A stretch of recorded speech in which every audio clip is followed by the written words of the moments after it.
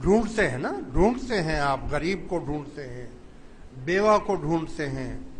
کتنا اچھا سسٹم ہے کہ روزی کے لیے لوگ روزی ڈھونڈنے کے لیے جاتے ہیں، اور اللہ نے اسلام کو اتنا پاکیزہ مذہب بنا دیا کہ روزی ان غریبوں، بیواؤں، یتیموں، طلباء کو ڈھونڈتی ہے.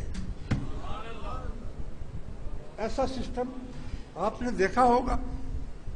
یعنی روزی کے لیے ایک پرندہ درندہ جانور بھی صبح اٹھ کر وہ کوشش کرتے ہیں کہ ہم جا کر شکار کریں یا کہیں سے روزی اپنی حاصل کریں.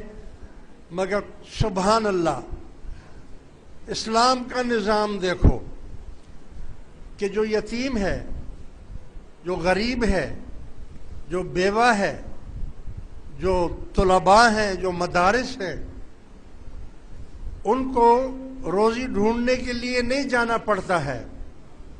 روزی ان کو ڈھونڈتی ہوئی آتی ہے کہ بھئی کہاں پر ہیں وہ میں وہاں دے دوں.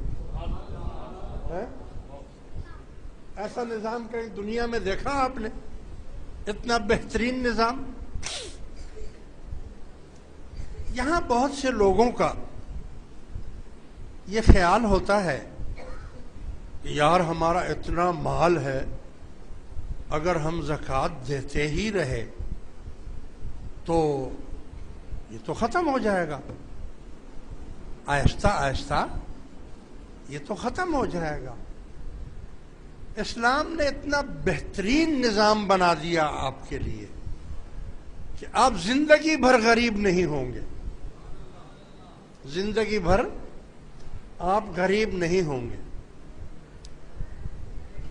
اسلام نے نصاب قائم کر دیا کہ اگر آپ کے پاس 7.5 تولے سونا ہے تو آپ زکوٰۃ دے دیں.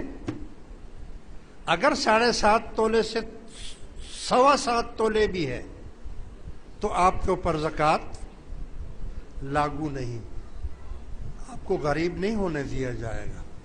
یہ نہیں ہے کہ آپ دیتے ہی رہیں، دیتے ہی رہیں، نہیں.